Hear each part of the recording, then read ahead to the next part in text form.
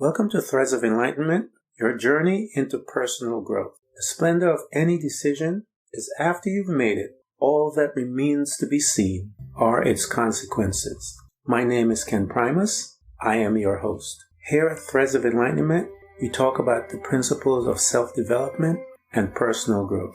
By having conversation with people who have walked through their journey of personal growth, we believe that everyone at some point in their life will have to deal with one or more of these principles to have the privilege of focusing on their self-development as humans. These principles, when applied, can help you to become the best self possible. Welcome to another episode of Threads of Enlightenment. My name is Ken Primus. I am your host. In this episode, we're going to discuss attitudes for success. A friend of mine, she always says that perspective is key, and there's a lot in that particular word. We're going to unpack that, and then we're going to go into a study of attitudes for success, and we'll see how it bridges into the other. We'll be right back after this. Welcome back to Threads of Enlightenment. As I mentioned earlier, that my friend had mentioned, says her big thing is that perspective is key. And first, let me give you a little definition of what, the classic definition of perspective, which is the unique way in which a person sees something. And so from that place, and, it talks about first person narrative in storytelling and so forth. But it is the unique way a person sees something. Whatever situation that comes into your life, whatever it is, good or bad, however you look at it, your perspective of it will lead how your attitudes, whatever attitudes you have in that situation, and will lead to your behavior. And so, as I mentioned, Radhe and I, we wrote this book, Threads of Enlightenment. This is chapter 5 of that book. And I had opened it by this little nugget that I would say, attitudes can be adjusted. Just smile and see. And that is absolutely true. This is really something that a lot of us don't understand in our quest for personal growth and self-sufficiency, freedom from our past and from thoughts and from all these things that control us. But Radhe has a little thing I'm going to read from the book that she had talked about as far as attitude. She said, what is an attitude? An attitude is a womb of action to create success, to birth success. We must all go through a labor process. A cesarean is not an option, which is an awesome observation. Our attitude is a vantage point from which we see ourselves and the actions that directly affect our lives. And so this is really key to our growth. We talked about several other principles of forgiving others and all these different things. But I'm telling you guys, this is really something that you have to focus on. Another part that Radhe had said, she said, our attitude is a canvas upon which we paint our thoughts, the precursor of our actions. Like an artist that makes a mistake, a little attitude that makes a mistake, an attitude of success gives us the ability to weave that mistake into a lesson, to weave that mistake into a lesson, I apologize. In the painting of life, that mistakes can be seen as an obstacle in our journey to success, or it can be used as a building block to not only strengthen, but also heighten and the foundation upon which we stand. There have been so much studies out there that have been done for concerning the attitudes of success, and you can find those things all over in different parts of life. I know one of the things that I had to learn about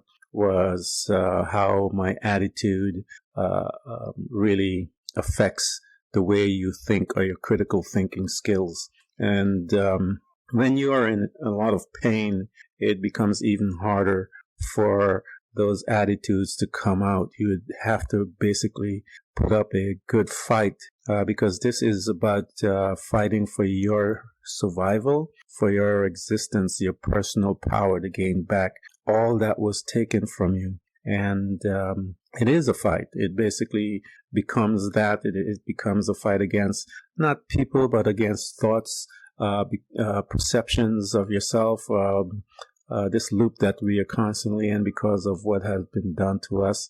And we, in many cases, don't know how to come out. But one of the very first things that you have to take control of is your attitude. And one of the very first attitudes that you have to have in that critical thinking process is that of confidence.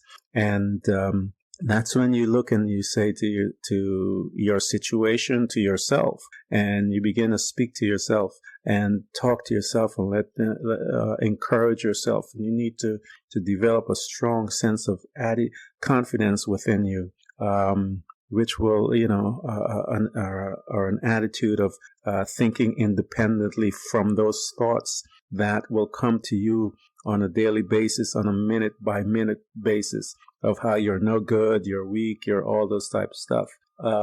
And attitudes of fairness. Fairness, these are attitudes I'm talking about that you have to have towards yourself, not someone else on the outside. This is about you. Because if you have these attitudes concerning yourself, you will definitely have them for someone else. And so to have attitudes of fairness to yourself, give yourself a chance. Learn to be responsibility, an attitude of responsibility, of one of authority, taking risk, because it takes risk to come out of your situation, to not be bogged down by the hurt and the pain. Attitude of discipline. You're going to have to learn how to discipline your thoughts. Again, the goal is for you to come out of your situation.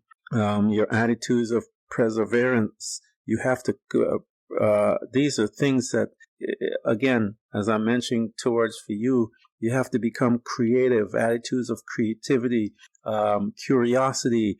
These are the things that will help you to become you and remake yourself. You have to look in and dig and find that attitude of integrity that you have towards yourself, that before you were in this situation, and when someone stripped you of all your power from where you came out of, your attitude of humility, become humble, and begin to rebuild yourself.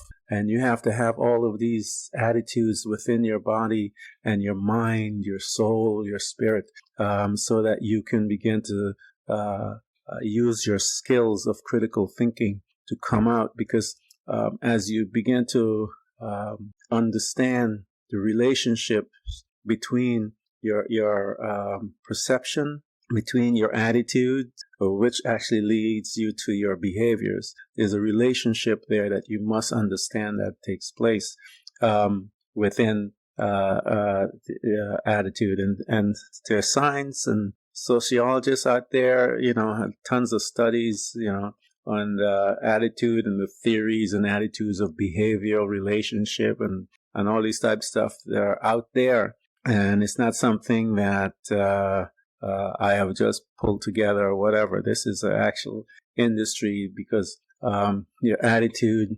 affects every aspect of you, but you have to first start with a perception. And once that perception bridges to that attitude, and your attitude bridges to your behavior.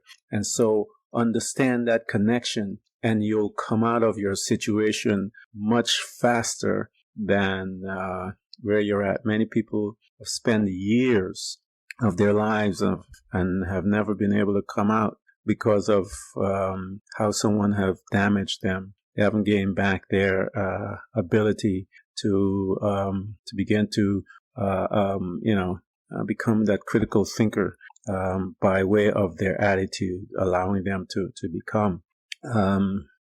Another nugget that I would tell people that I would say in life, remember this: your attitude and your decisions will always be there with you. And those are the ways that how you begin to come out, your perception of who you are and, what you were before. But what you're doing is recreating yourself from this situation in a personal journey. We started with self-love and all the other things, solitude and gaining insight.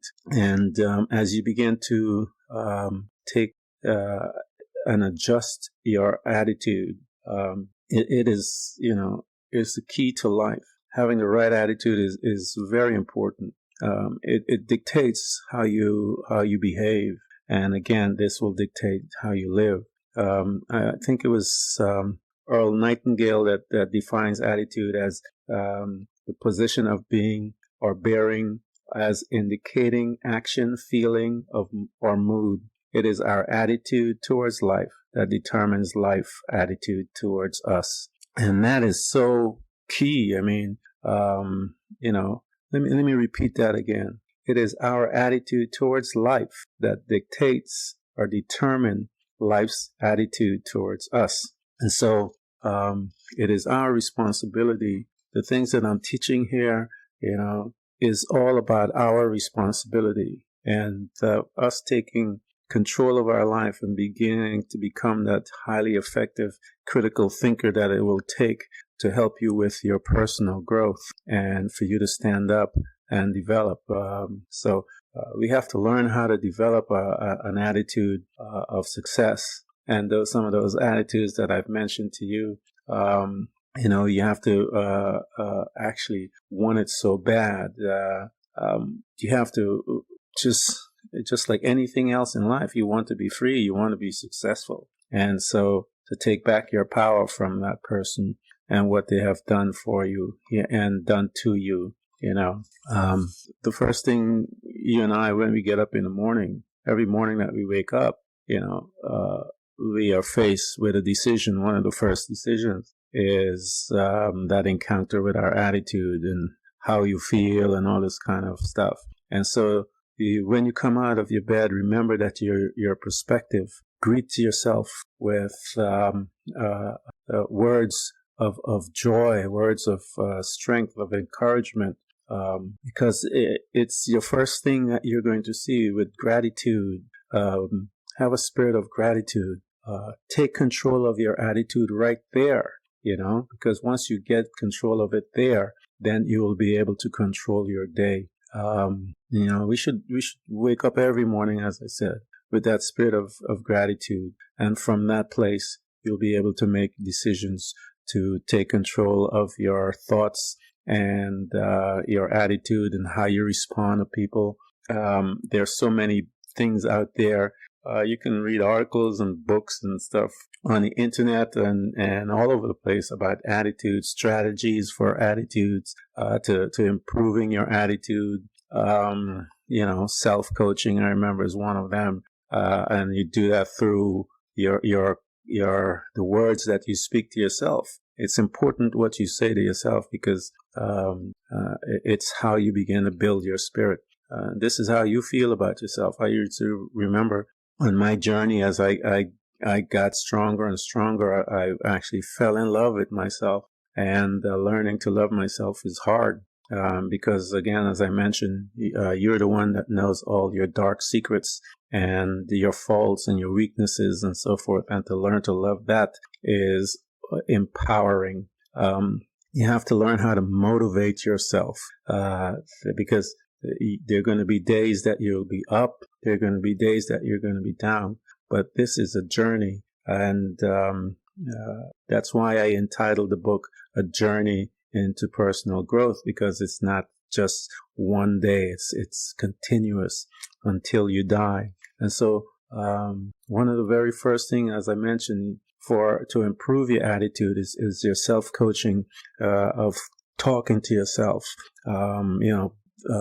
encouraging yourself, loving on yourself with your words and your deeds. You must learn to become self-motivating through discovering your deep desires and motives as to why and how and and all of these things. You got to learn how to see yourself differently, no longer as one broken. There's a story that I remember as a child going to church, and they were talking about Jesus dying on the cross, and one of the reasons why he stayed up on the cross, they says, was because he saw, he looked ahead and he visualized all the people that would be saved through his action. And so he used the power of visualization to stay up on that cross so that he can fulfill his purpose. And so that's the same principle with you and I. We have to visualize ourselves victorious, overcoming this situation, so that we can begin to learn how to live and find our purpose. We gotta, as I mentioned, your words, you gotta convince yourself by speaking good things about you, because that's what someone did to you. They said the reverse about you, then got you into this mess. Stuff like we talked about before. You're no good. You're a waste. I can do better than this. Whatever it is that they use to hurt you. Your words is the key. The principle that it says that the words encompass or holds death or life are in the power of the tongue. And so whatever power that you need is in their tongue, and you begin to speak things and call blessings upon yourself. This is how you motivate yourself and just keep going. It's your words, but you have to have a certain perspective on things. Look at your future, visualize what you're looking to have and what you want to create, and then you begin to step in to create it. And you have to understand the nuances of this. As I mentioned to you, it's just a slight nuances of your perception is key, and how you perceive your situation. When things come into your life, it's how you perceive your situation that you will take away the power from it. When someone does something to you, we never learned how to take it and use perspective to look at it differently, that we may have an attitude that takes that information that they said to us and have an attitude where we look at it and turn it into something positive, to use it to motivate us, to give us fire, a burning fire, to motivate us to get to a different place from what they had said, and which will cause us to behave a certain way. And so because we didn't understand that little piece, that the perspective will lead to the attitude, and the attitude would lead onto the behavior. And that process, that breakdown in the process that the person does to us, happens year after year after year after year. And then before you know it, you look at yourself, and we all say this thing: what happened to me? What happened to me? How did I get here? I used to be such a really nice person. Or your friends will come and say, you used to be a nice person. You used to be a strong person. You used to be this. You used to be that. And so it's our responsibility to begin to take back some of the things, the power that we gave up. And I think some of us need to realize that we gave that power to that person, and it is our responsibility to take it back, because they took our power and abused us, broke us down, turned us into something that they wanted and something that we were not. And we've looked into the mirror, we've seen ourselves, and we realize this is not a healthy place to be, and that I want to begin to start my journey to self-discovery, self-respect, and how we perceive things, what type of attitudes that we have, and they will dictate our behavior, and we will change this thing and become very successful. And we can in turn back and help someone because you are now free from the ways of mental destruction that have captured your life for so many years. So, as I mentioned, there are tons of stuff out there that you can look at that talks about attitude and behavior. There's a link between that. You have all kinds of exercises that people do to strengthen your critical thinking ability.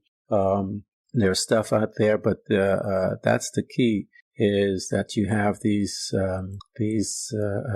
traits that will help us to become effective critical thinkers, and curiosity, I know, is one of them. Compassion is another. Awareness and the art of living in awareness. I think that's why we got to where we got from that, allowing that person to break our will and break our ability to like ourselves down, because we never lived in an awareness. Because if we lived in a space of awareness, we would be aware of what they're doing, and then we would resist. But usually it's subtle, and awareness demands much focus and being on constant guard of your emotions, your what I say, your spirit, soul, and body. And so we have to learn to live in a space of awareness, and to be decisiveness is another part. To be decisive in our decisions, in what we want, to live in a space of honesty to ourselves first, and to our our families and our kids and husbands and wives. It is not selfishness to put yourself first. A lot of people confuse that. I'm selfish. It's not selfishness to put yourself first. It is selfishness to when you belittle someone or try to break someone in order for you to become something else, to be bigger than or whatever. But you've got to learn to take care of yourself first, so that you can in turn take care of your family, take care of the kids, take care of the husbands and wives and everyone else. You have to learn to become pliable to your words. Where you are strengthening your words, you were pliable to their words of you. So it's time for you to become pliable to your words. Learn to trust yourself again. Trust yourself for you. Encourage yourself and believe the words that you say. Believe it, and as you believe it more and more, you'll stand up. You'll see the strength that happens in the body, in the cell, because it starts at a cellular level. And then you become to get stronger and stronger. You become to be, learn to become, set your goals where you have these audacious goals, and which you will gain your strength and independence. Just don't let anyone come into your space that is contrary to your thoughts and your belief. Become like what they call an unshakable optimist. Just don't let anything bring you down. Look at your future and fight for it. There's no way, create your own, you're creating, as they say, a brand, a new brand. And when your ex come and see this new brand, they're looking at it, and, they can't damage you in any way, shape, or form, because you're a new brand. They look at you and go, "Oh, you've changed." And yeah, I've changed. I'm stronger. I'm wiser. This is the new brand that I have created, so that you will not have access to this one at all. And you do that through your motivation, being motivated to keep, speaking positive things about yourself. Words are, like I said, power. The life and death are in power of the tongue. So you have to watch how you speak to yourself. When you get up in the morning, begin to encourage yourself there. It is the place of victory. You start with meditation. meditation, I keep telling you guys, is the key to a lot of things. And I know that in my life, it saved me. One of the attitudes that I talked about is confidence. And confidence is a good friend in times of struggle. And you remember that, confidence is a good friend in times of struggle, because it is what you're going to need to help you to stand up when you have nothing else to stand. And, I would tell my children, I remember I would tell my children as they were growing up and in school, and I would tell them that people will always trust a confident person. Be that person, if you take a look and see in life, people always trust a confident person. They don't like weakness. They take advantage of weakness. So be that person of confidence. A good attitude will always pick you up after everyone else has failed. A good attitude will pick you up after everyone else has failed.